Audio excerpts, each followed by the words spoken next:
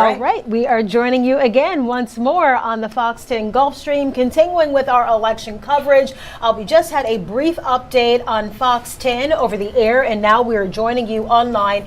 You know, people watch different ways and at different times, and we want to make sure you have all the information you need when you want it. Yeah, and so if you're watching us on a Gulf Stream, that app is completely free for you to download. Also, we're live on Facebook, we're live on our YouTube pages. We'll also keep track of some of your comments on Facebook, and if you have any election questions, we'll try to look at those comments and make sure we try to answer any of your election questions. Right now we're going to start off with some of our local races. Absolutely. We want to, we've been talking about the District 2 race.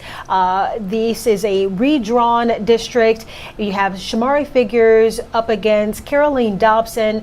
We've been bringing you your team coverage on this race throughout the night. Brendan Kirby is standing by live now at Fort Whiting with Jerry Carl to talk more about this race. And Brendan, what are you seeing right now? I can see more and more people are starting to pile in behind you. Yeah, well, there's a lot of people now filling up in the room. I spoke with Caroline Dobson just a little while ago. She said she hasn't really gotten a lot of reports or numbers, but she understands the turnout is strong in the rural areas, and we do look forward to hear from her later. But right now we have Congressman Jerry Carl from Mobile. Congressman Carl, the reason this race is happening is because the district you represent got carved up by the federal courts and created this new district and then took the rest of your district and put it in with the Wiregrass. What are your thoughts on this race, Caroline Dobson? Well, with Dobson, I've worked as hard as I can in my old district, which would be Mobile County and Washington County, and of course Monroe. So we've done it. I think we're going to do well down here. I'm really waiting to see the numbers out of Montgomery to see how she fared in Montgomery. I think the rural areas she'll do incredibly well. I think that's what will actually take her across the finish line, will be the rural areas. So as you know, this district was drawn to be a plurality black district, one that is going to be much friendlier terrain for Democrats than any ones you ran in. A lot of the national handicappers say that this is a prime pickup opportunity for Democrats, and they just have the numbers. Why are they wrong? Well, they're wrong because it's not a black or white vote issue. I mean, we're talking about the border issue. We're talking about economy. I mean, the Republicans are talking the right message. And whether you're black or you're white, you've got a family. You're trying to feed them, and you want to protect them. That knows no race. So a lot of these votes are going to come from the black community for Dobson. So I think their theory in trying to make it black and white and keep us split up like Washington likes to do is backfiring on them tonight here. So what would it have been like for you to represent a district like this? I mean, you've got the city of Mobile, more rural parts of northwest Mobile County. You've got the whole Black Belt region in there, and then a completely different TV market up in Montgomery County, and then clear across to the Georgia line. I mean, that seems like a lot to get your head around representing that. Well, the District 1 runs all the way from Mobile County all the way to the Georgia state line from Mississippi to Georgia, so it's spread out the same way. That redrawing of the district is wrong. It doesn't make sense the way they drew it. It is what it is, and we have to move on with our lives, granted. But it's going to be tough to represent both sides of either one of those districts, one or two. I mean, it's going to be like serving two different masters, and you can't do it. So it's going to be a struggle to watch and see how that happens. Is this the kind of district that is going to stay competitive in future elections, you think, even when there's an incumbent, just by the nature of it? Oh, there's no doubt. It's going to stay. There's no doubt about that. Because if Colleen does win tonight, obviously they'll come against her the next cycle, thinking Trump's not on the ticket, obviously, to help her. And with the District 1, you're going to probably see somebody from Baldwin County or even Mobile County run to try to get that seat back to Mobile. And what's it looking like nationally? I mean, right now I think you guys have a 3 or 4 seat majority, something like that. Yeah. And a lot of districts that aren't close. There's maybe 3 or 4 dozen that are competitive at all, and this is one. Well, this is one of them, but the red wave never happened, and I don't expect it tonight as far as the House. I expect the Senate to do very well tonight, but the House, if we wind up with 5 extra on top of what we've got, a total of 8, margin of 8, I'll be shocked if it's that high. What about the presidential race? Are you expecting a Trump win tonight? I think Trump's going to win. We won't know tonight, but we'll have a good inclination of how it's going. But I think he's got the momentum. He's got the message. He's got everything. He's got voters motivated, and motivated. You get a voter that's willing to crawl through glass to vote for you. That's a voter that you want, and that's what he's got going on right now. And we were just talking about Florida being called, very early for Florida. I mean, you and I remember the old days of hanging chads, and right next door. I mean, that was the ultimate swing state. It's really not anymore. Well, and the Panhandle of Florida is going to help his numbers even better, because that'll be strong Trump country. But I'm watching Georgia tonight, see how Georgia goes. We've had some reports you and I were talking about earlier about suburban women not voting the turnout that they expected. How they know that, I don't know, but that's some of the stuff that they're reading into this election, which would do nothing but benefit Trump, because that's where his real weakness was. And if Caroline Dobson does win, she's likely to be in a very closely divided House. You've got a lot of experience with that. What would your advice to her be in trying to navigate that? Not to let D.C. change her. Keep her focused, figure out what committees that she can get on, what she wants to be on, what she can get on. It's usually two different things, but stay focused on what her mission is, why she went up there. I feel like we did it. My mission was the business community, and I served the business community well. It got split up, and I lost to a good candidate. Barry's a fine guy and he's going to do well. So she just needs to focus on being herself, because that's who's elected. I appreciate it. Hey, guys, we're going to send it back to you now, but of course we are going to stay on top of these results as they start coming in, and we hope to hear from Caroline Dobson, win or lose, later tonight. Could well be live on the air on Fox 10 News at 9 or 10, but for right now we'll send it back to you. All right, Brendan, thank you for that update, and also for Jerry Carl lending his voice to this conversation. Let's go ahead now and turn it over to Ariel Mallerie. She's standing by with the Democratic candidate for this race, Shelby Figures. Right, so we're going to both watch parties. You just heard from Brendan Kirby. He's at that watch party. Ariel Mallerie, she's been at Shelby Figures watch party. She was there earlier. Actually, if we're looking at the camera right now, which we're going to turn over in just a few minutes, you can see there's a bit more people. The room is now filling up since we last spoke with Ariel about 30 minutes ago. We do have some preliminary results in behind us, Vanessa. Again, these are early statewide votes coming in. Yeah, so this is District 2. We're also watching District 1, and nothing has been called there. And we're also watching District 7. Nothing has been called there right now as well. But as we just mentioned, Ariel Mallerie is at Shelby Figures watch party. So we're going to toss over to her to get more details on that. Ariel, what can you tell us? I see people are turning out right now at the watch party. It seems like there's more people than earlier. Yeah, we expected that, especially after the polls closed at 7 o'clock, and so the room has certainly filled up since we all checked in with you all about an hour ago. And I'm just going to get our photographer Hayden to kind of just give you a quick view of the room. We are at the election party tonight for Democratic candidate Shelby Figures. Now, of course, it's still too early to call this race against him and Republican candidate Caroline Dobson, but we are watching those results closely as they come in. And it's been a tight race. It's been a heated big battle between these two candidates for the last several months since they both won those nominations for their party. And this room, as we mentioned earlier, is quickly filling up with his supporters as they come in.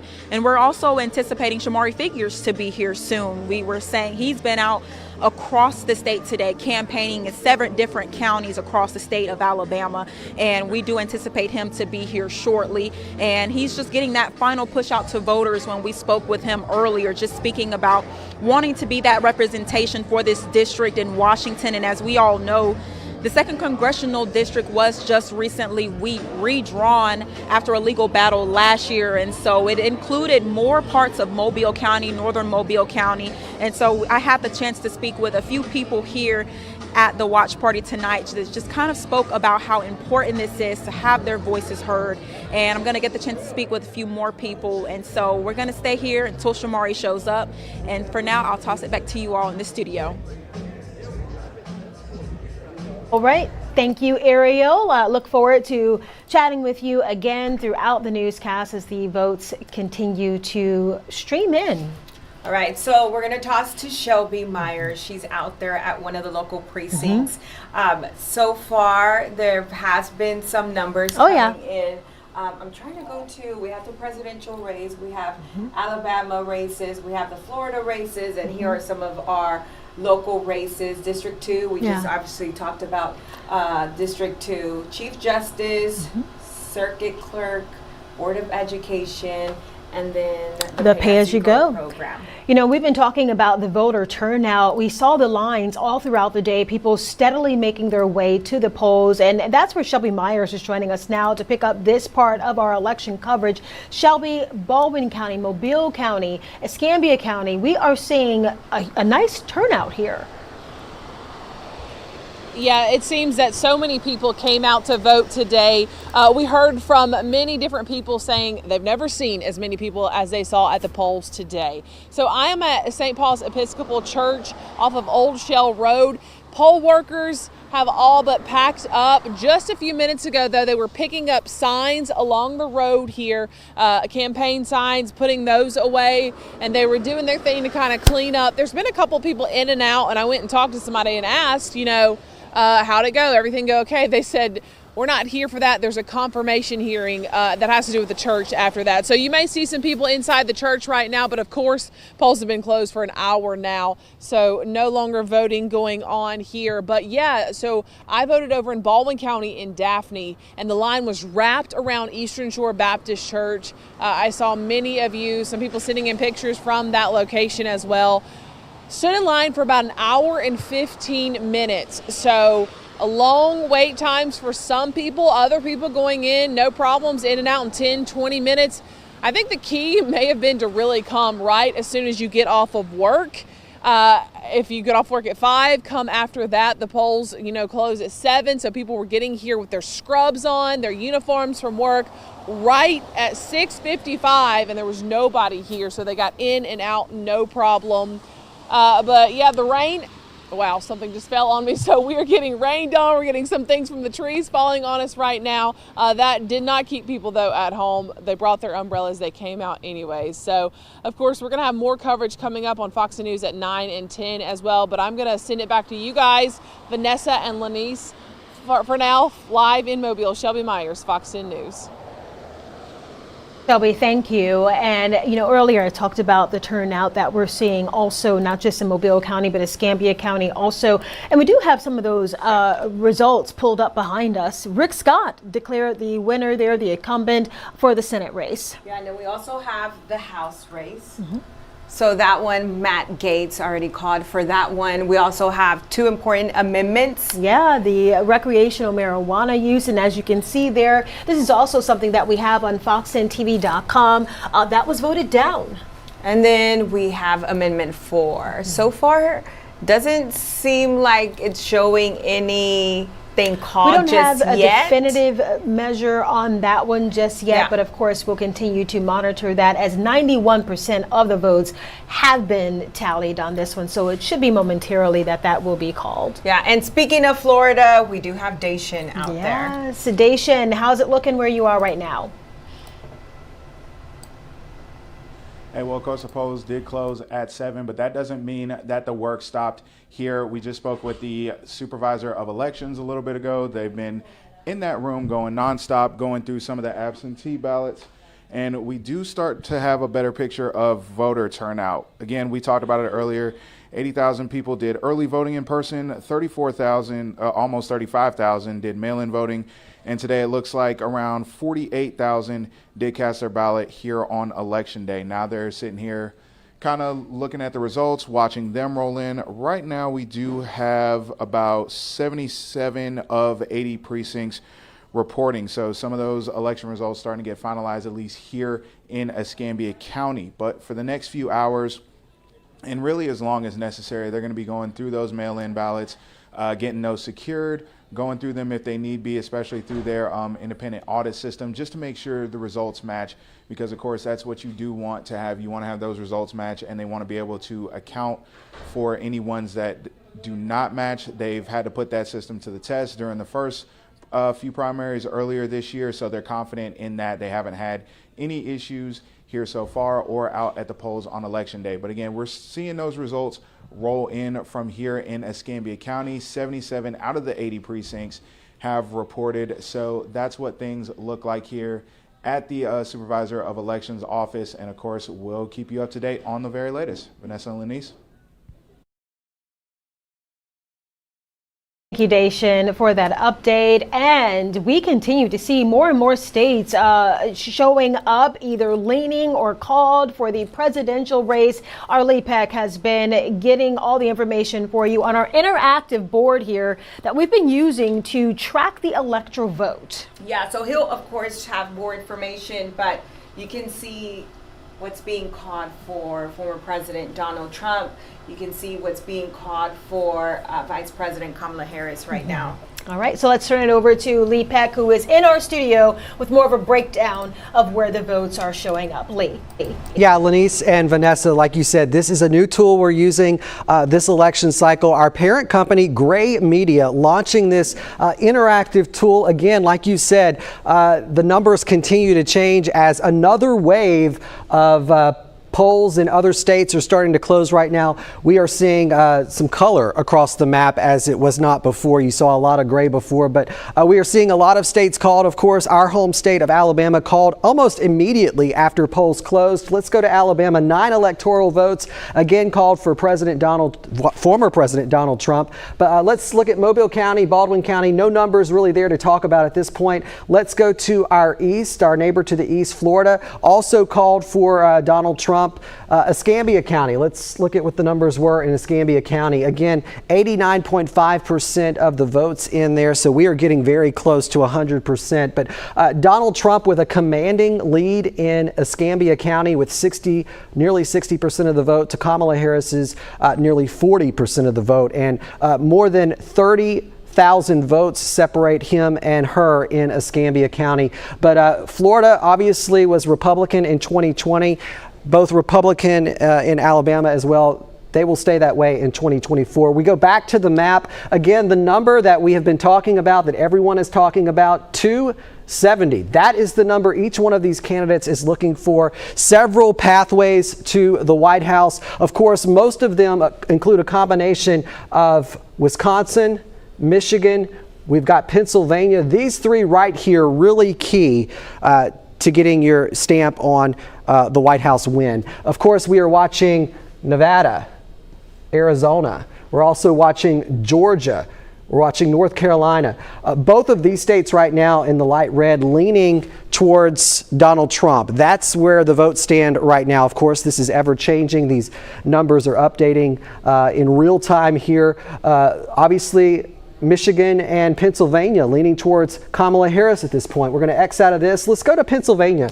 19 electoral votes, a huge win for either one of these candidates if they can secure the votes. But right now, it's still very early. You see almost 17%, a little over 17% of the vote. Kamala Harris with a commanding lead early on in Pennsylvania, 61% to Donald Trump's roughly 38%, and about a little over 300,000 votes separate them. But again, let's go back to the map to give you a clearer picture of where it stands right now. Donald Trump, he has won 15 states, 120 electoral votes.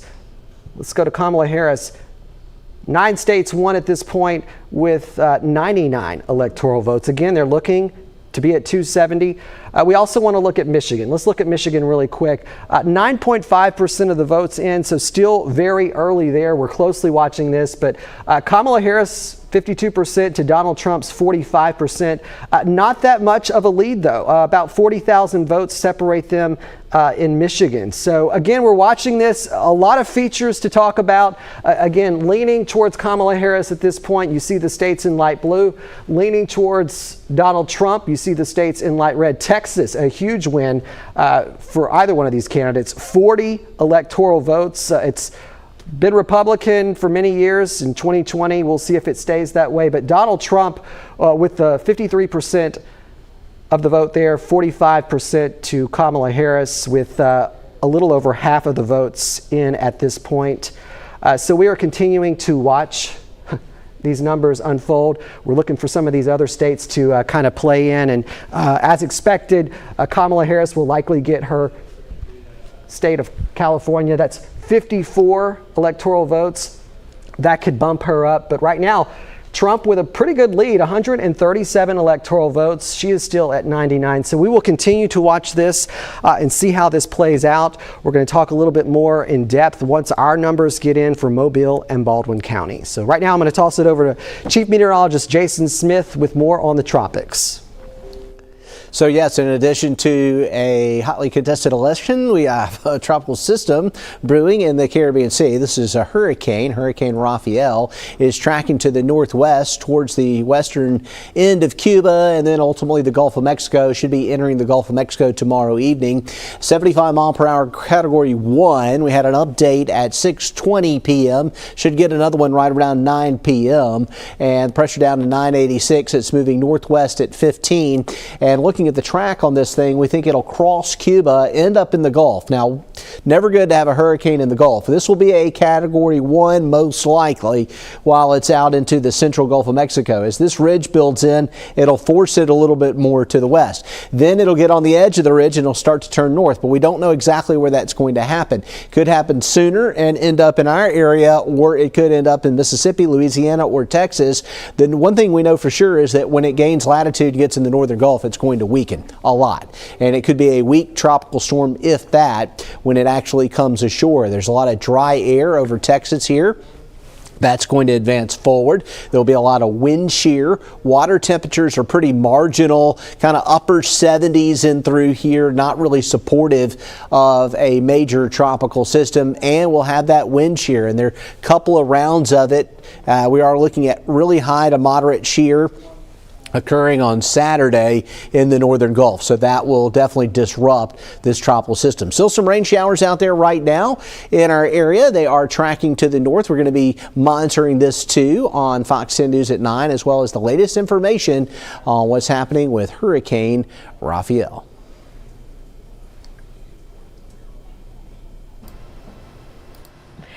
All right. Thank you, Jason. A lot going on in the weather department and also in our newsroom, too. We continue to see more and more of the results coming in. Just taking a look at our map behind us here, you can see the states highlighted in that deep shade of red. Those have been called for former President Trump. I'm also seeing where Texas, even though it shows that it's leaning right now, I have been seeing reports that has been called for the former president. So you have the called states right here. If I take these out, you can kind of see it overall. Of the darker blue shade is the states that are called for Kamala Harris. Red, obviously called for Donald Trump. And then you see the lighter red. That's the leaning more to the red side. Lighter blue leaning more to the blue side. So a lot to go through still on this election night. What you also notice, this gray area here, that's because that's the West Coast. And as Vanessa and I were talking about, you know, the polls there, because of the time difference, a lot of people are still out there voting. Yeah, so we're here in Alabama. It's 8 o'clock here. Friends in California, people in California, it's 6 o'clock. Polls are still open in that area. But we'll continue to monitor the updates for you on air and online. Speaking of on air, Cameron and I will be joining you momentarily for another update on Fox 10. And of course, that precedes our Fox News at 9 o'clock newscast, which we certainly hope you'll join us for. Yeah, so if you have the GulfStream app, again, it's free. Roku, Apple TV, Fire TV is completely free. You can also watch us on Facebook. Lenice is doing a cut-in just a few minutes, so that's going to be live. And you can watch that on our website, on GulfStream. So you can watch that. And then I'll be back for the last 10 minutes, 8:45 to 9.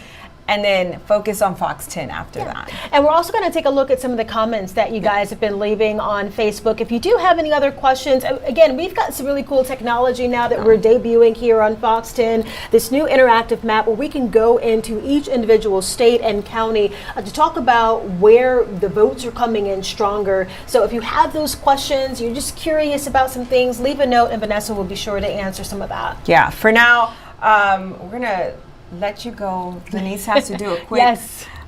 thing on air in the studio, and then we'll be back at 8:45. But thank you for tuning in for this continued coverage on Election Day.